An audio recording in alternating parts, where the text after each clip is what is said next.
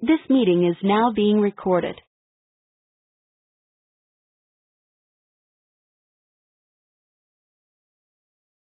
Good morning all. It's now 11:05, so we'll begin the webinar. So welcome to the first of two webinars Joining the meeting. hosted by us here at the Knowledge and Intelligence team in Cambridge. I'm Claire Curry, a Registrar in Public Health, and I'll go through some slides which will last about 25 minutes. There will be a couple of quiz questions for you to take part in as we go through the webinar. You are all on mute, and so if you want to ask a question, please use the messaging facility. I will pick up these questions at the end. If you are having any technical difficulties, then also feel free to use the messaging facility to ask questions, and James, my colleague who is here with me, will try to help you if he can.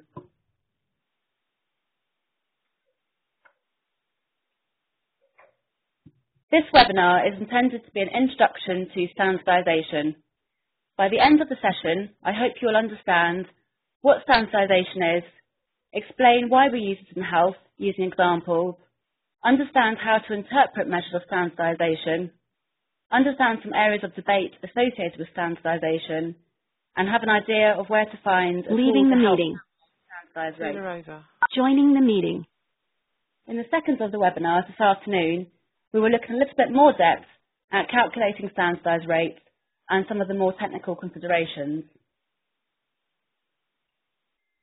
So firstly, let's look at understanding what standardisation is and why it's important.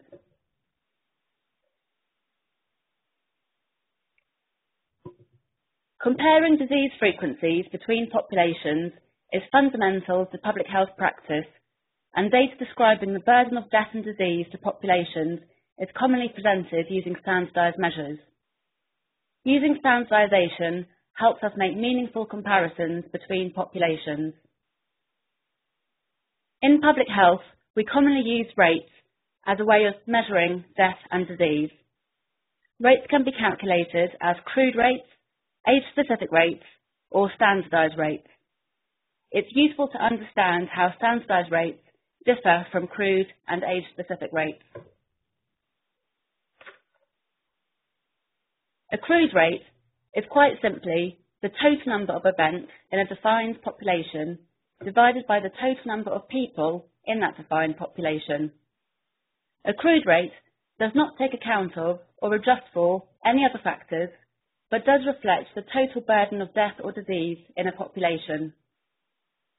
Taking an example of calculating the crude all-cause death rate for two counties, we can see that although County X and County Y had the same number of deaths during the same time period, their populations were different, with County Y having a larger population.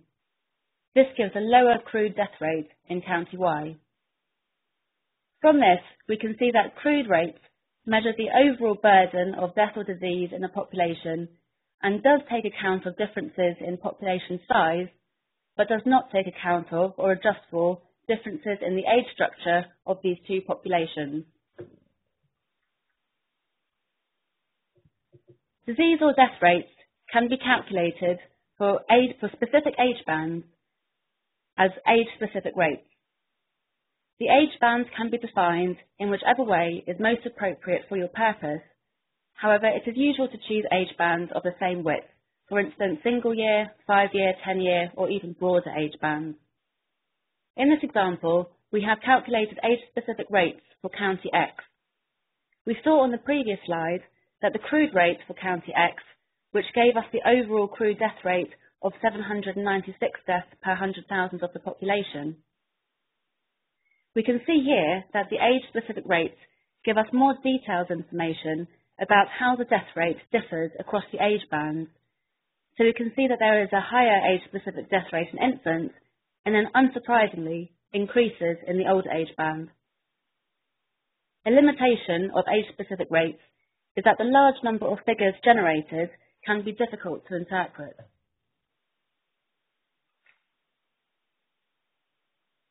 Comparing disease frequencies between populations is fundamental to public health practice.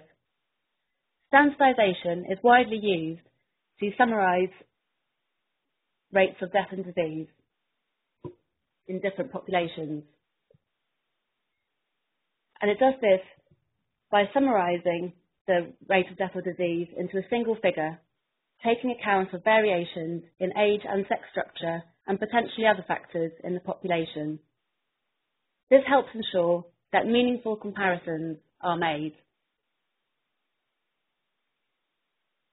There are two methods of standardisation that are commonly used in public health practice: direct and indirect standardisation.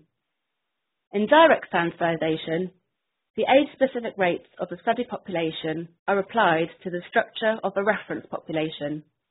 This is usually expressed as a directly standardised rate. If rates from different areas are applied to the same reference population, they can be compared. In indirect standardisation, the age-specific rates of the condition of interest in a reference population are applied to the population structure of a local area. This gives the number of expected cases of the condition of interest if the local area had experienced the same age-specific rates as the reference population. This number is then compared to the actual observed events in the local population. This is expressed as a standardised mortality ratio. I will talk about each of these methods in a little more depth in a few minutes.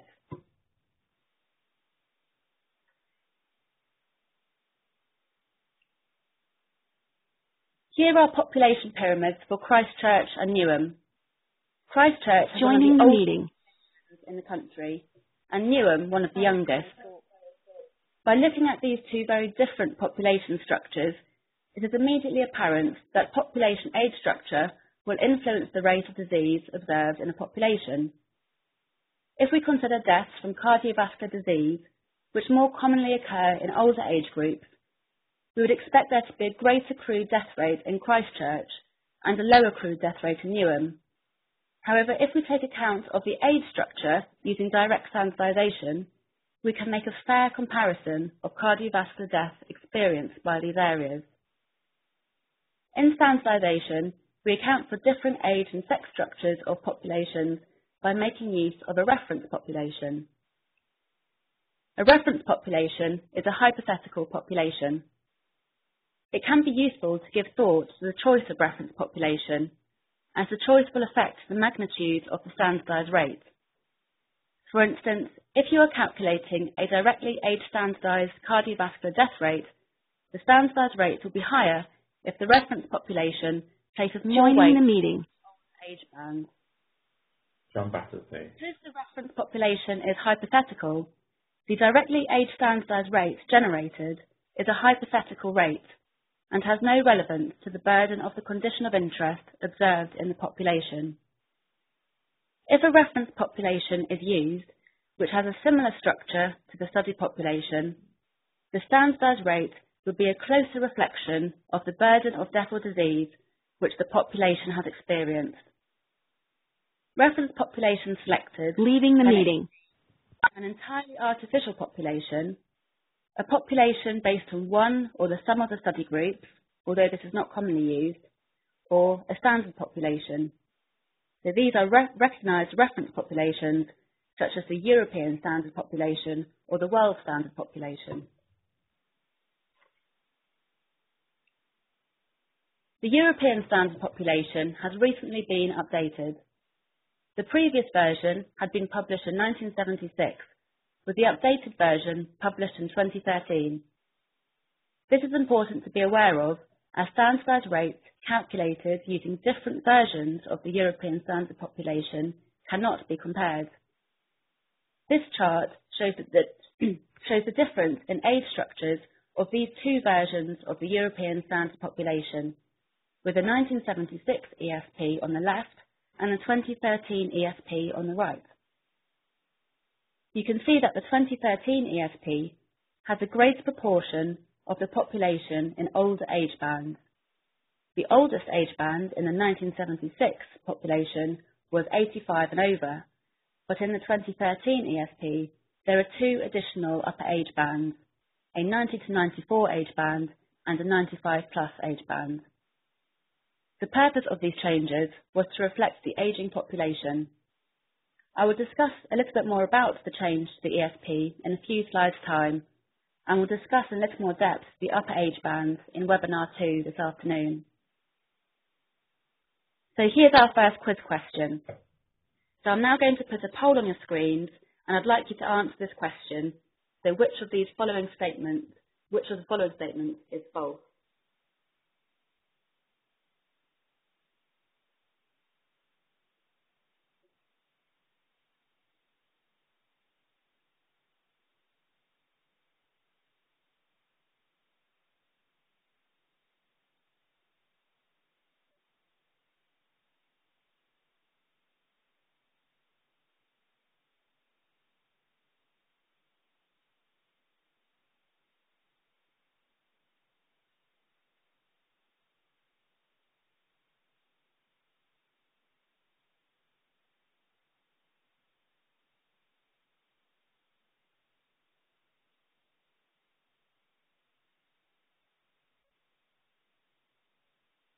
Thank you. I think most of you have answered that question now. So 88% of you chose the correct answer, which was that it's false that standardisation can only take account of differences in age structure of populations. Because in fact, standardisation can be used to take account of differences in sex structure and also other factors, for instance, deprivation. Joining the meeting. If you still have the poll on your screen, you will need to click on the cross to exit that window to return to the slides.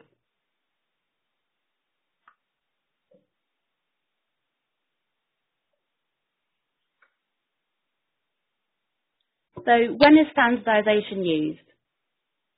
We will now have a bit of a closer look at direct and indirect standardisation and look at examples of when these measures have been used. In direct standardisation, the age-specific rates of the population studied are applied to the structure of the reference or standard population. This is usually expressed as a directly standardised rate. Direct standardisation allows rates to be compared if they have been based on the same reference population. This means that these rates can be used to compare to these rates between areas and over time. Directly standardised rates can also be used to assess relative burdens of disease in a population. However, direct standardisation relies on the age-specific rates being available at a local level. Sometimes these are not known.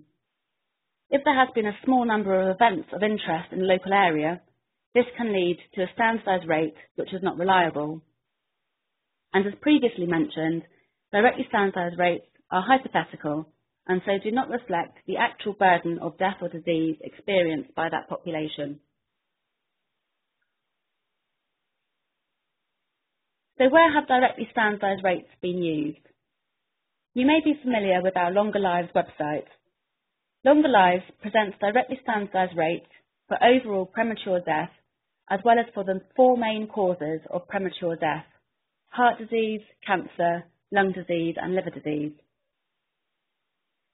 The directly standardised rates for each local authority area have been calculated and are coded using the red, amber, green rating system to indicate where areas are significantly different from the England average and are presented on a map.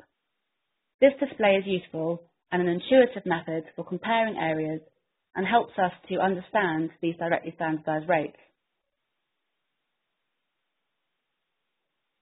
These are the directly standardised rates per 100,000 of the population for each of the measures of premature death presented in Longer Lives for Manchester.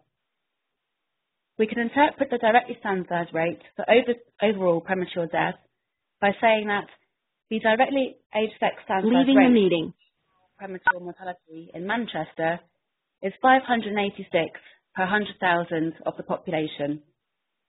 We need to remember, of course, that this is a hypothetical rate and does not reflect the true rate of overall premature deaths in Manchester. However, using directly standardised rates, we can compare the relative burden of the causes of premature death, so we can see that premature cancer deaths make the largest contribution to overall premature death.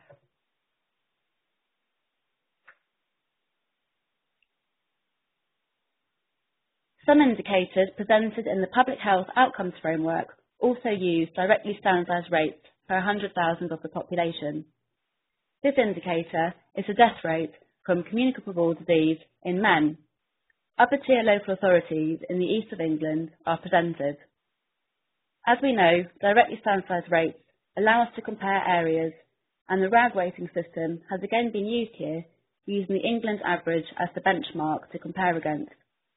We can therefore see that the directly standardised rates in Bedford, Hertfordshire and Peterborough are significantly higher than the England value for deaths in men. In indirect standardisation, the age-specific rates of a reference population are applied to the population structure of the local area to give the rate expected in the study population. This expected rate is then compared to the observed rate, with the result expressed as the standardised mortality ratio, the SMR. The SMR is often multiplied by 100 and expressed as a percentage.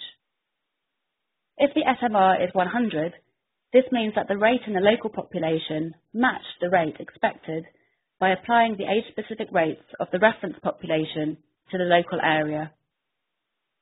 An SMR value lower than 100 means that fewer deaths than expected occurred in the local population after adjusting for differences in age and sex. An SMR value of more than 100 means that there had been more deaths than expected.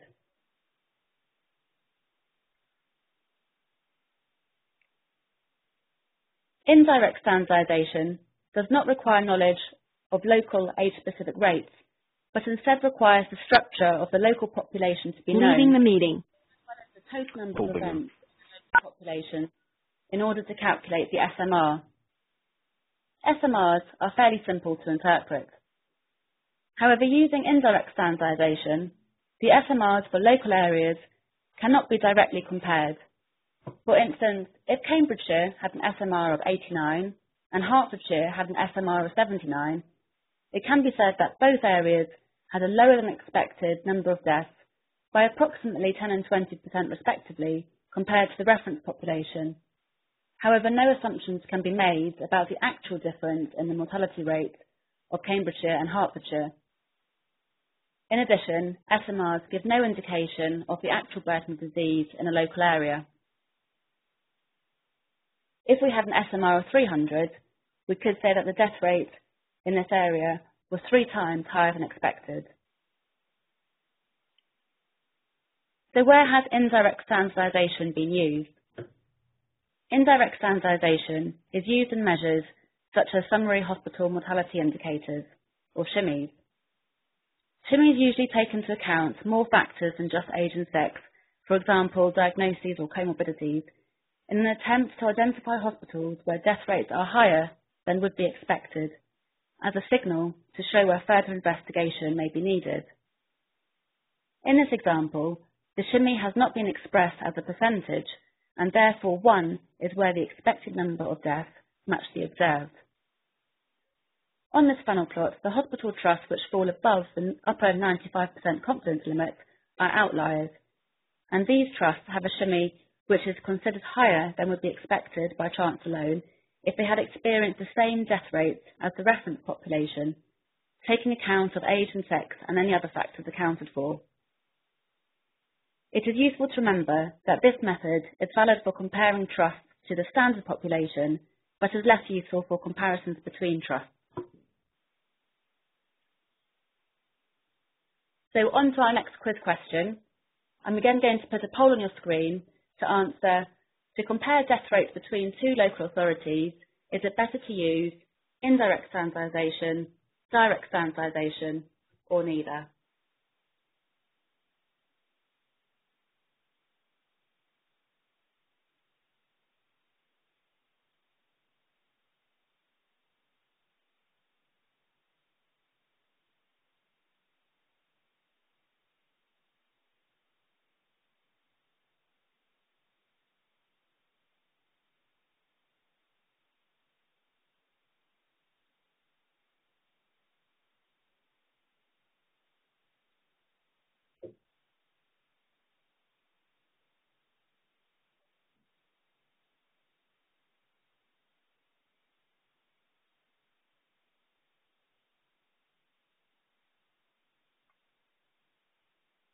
I think most of you have answered that question now.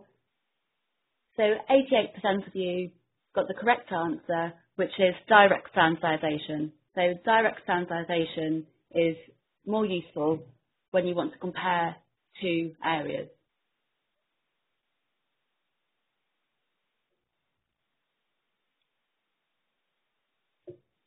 Now we'll just spend a few minutes looking at some areas of debate associated with standardisation.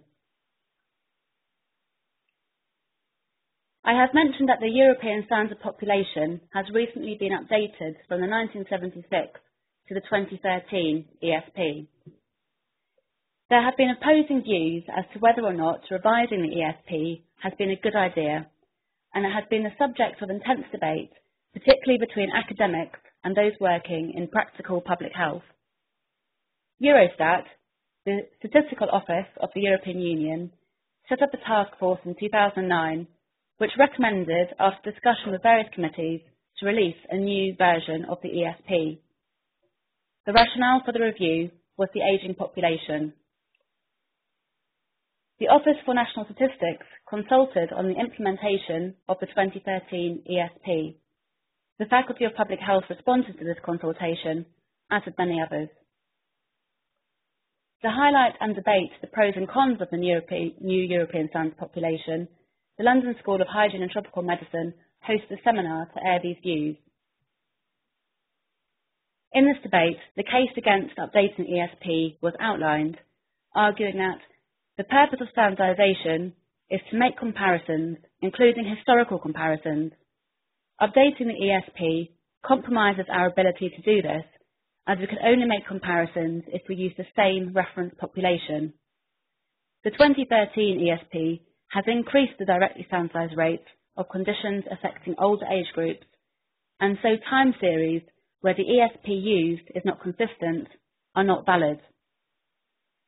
The purpose of standardisation is not to show disease burden, and therefore an updated ESP, which may better reflect the population structure, is not necessary. To show burden, crude rates can be used instead. In addition, standardised rates are fictional rates, and so it does not matter if the ESP does not accurately reflect our population structure.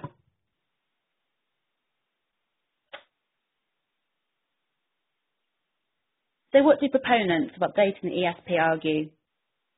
The main rationale for updating the ESP is that population ageing is a major issue. In the UK in 2011, 16% of the population were aged 65 and over. The UK is the 18th oldest population of countries in the EU, and so this issue is even more stark for some other countries. Events of death and disease occur mainly in old age groups. For instance, 84% of all deaths occur in those aged 65 and over. Age standardisation is not age neutral, and the 1976 ESP in fact underweights the importance of diseases of the elderly. In addition, age standardised rates are used in official statistics, and because of this, practical public health and political considerations outweigh academic arguments. We must support health policy decisions by understanding about the health status of our populations, and therefore standardised rates must reflect, in a rough way, the populations we are talking about.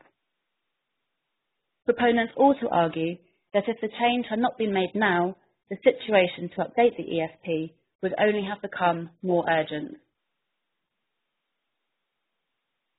This is a graphical comparison of the population structures of the 1976 ESP, the 2011 census population, and the 2013 ESP. Please note that the new upper age bands in the 2013 ESP have not been shown here. We can see that the 1976 Joining the ESP meeting. is a younger population than the 2011 census population, and that the 2013 ESP is an older population than the 2011 census population. The 2013 ESP has been structured in this way because it has been based on the average of population projections from 2011 to 2030 in each of the EU countries. Each country has been given equal weight. Therefore, we can see that the 2013 ESP will be valid far into the future. So what has been the consequence of updating the ESP? Well, directly standardised rates have consistently gone up. The magnitude of the increase depends upon the ages that deaths actually occur in. I will discuss the updated ESP a little bit further in webinar 2.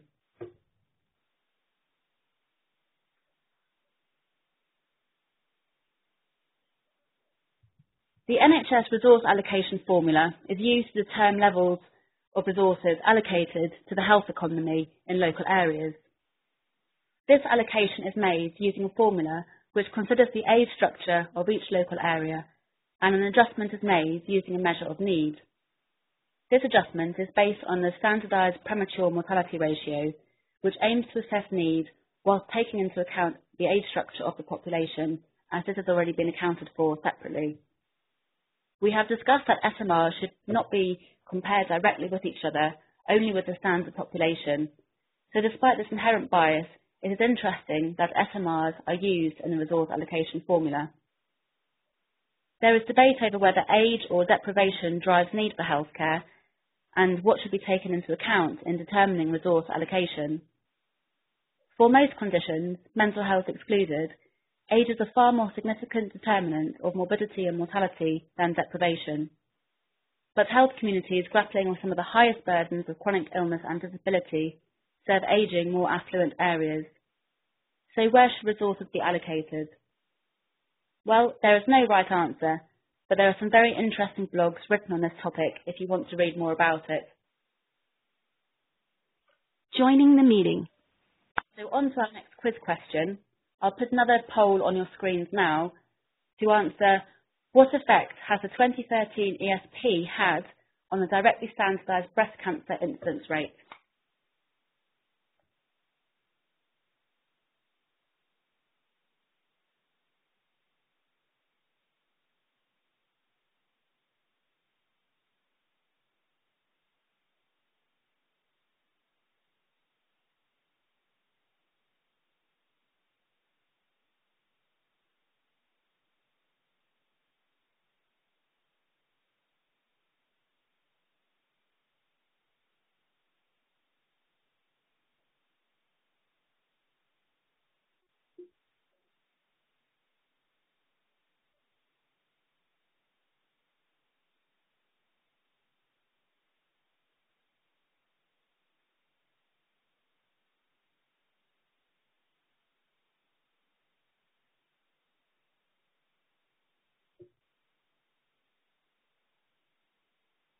Thank you. I think most of you have answered that question now.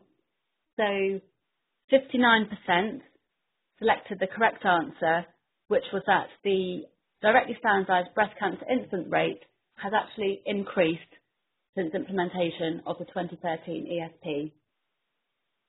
That's because breast cancer is a condition which generally affects older women, and therefore more weight is placed on these age groups in using the 2013 ESP.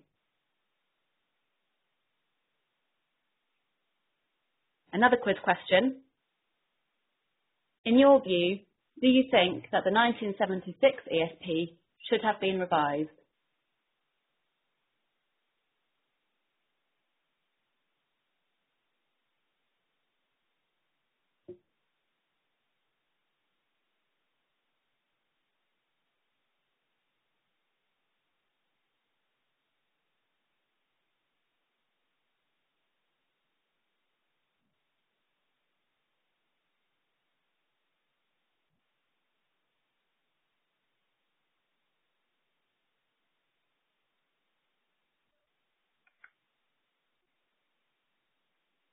Thank you. I think most of you have answered that question now.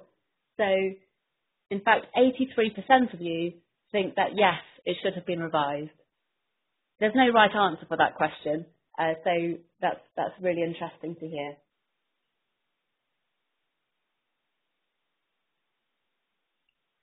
So now just a brief word on the useful tool. There are many web resources which explain standardisation in further detail, and also some tools that provide templates for calculating standardised rates. This technical briefing and accompanying Excel Leaving tool the meeting. resource for further information John and Battersea. to calculate direct and indirect measures of standardisation, including their confidence intervals. These tools can be accessed at the link on the slide. In the second of these webinars this afternoon, we will look in a little bit more detail at this and some other tools. I hope this session has helped us think about what standardisation is, why we use it, some examples of where it is used, how to interpret measures of standardisation, some areas of debate, and where to find a tool that can help us calculate standardised rates. This 5-minute video produced by the Office for National Statistics offers a recap of crude rates, age-specific rates, and standardised rates, including mention of the 2013 ESP should you wish to watch it. In webinar 2 at 2 o'clock today, we will look a little bit more at calculating standardised rates, focusing on tools that can help. We will also discuss a little bit more about the impact that changing the European standard population has had.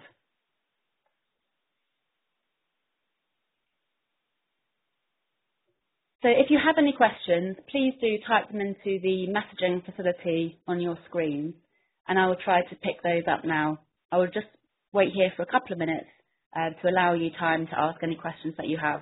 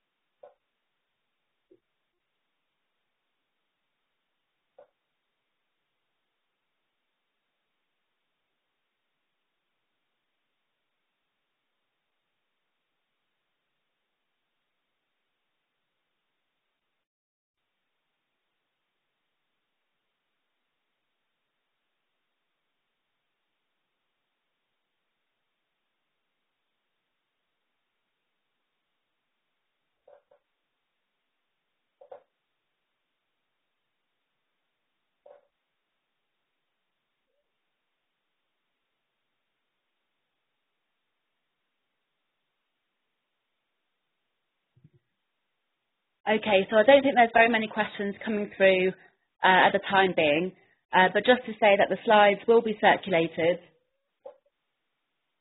I think they'll be put on our website, so that'll be able to download afterwards. If you do think of other questions, then please do email me in the next couple of days, or also James as well. If you'd like to listen again to today's webinar, it has also been recorded and will be available on our website.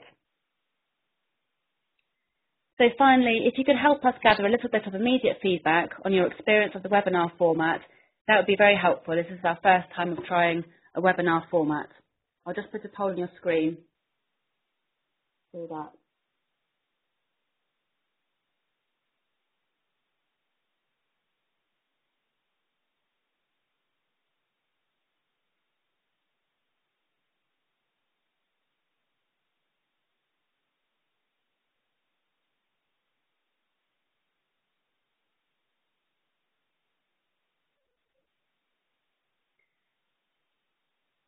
So thank you for answering that question. Thank you for attending. I hope that's been useful, and I look forward to speaking to some of you again later today in this afternoon's webinar at 2 o'clock. Thank you very much. Bye-bye. Leaving the meeting. Nicola Smith. Leaving the meeting.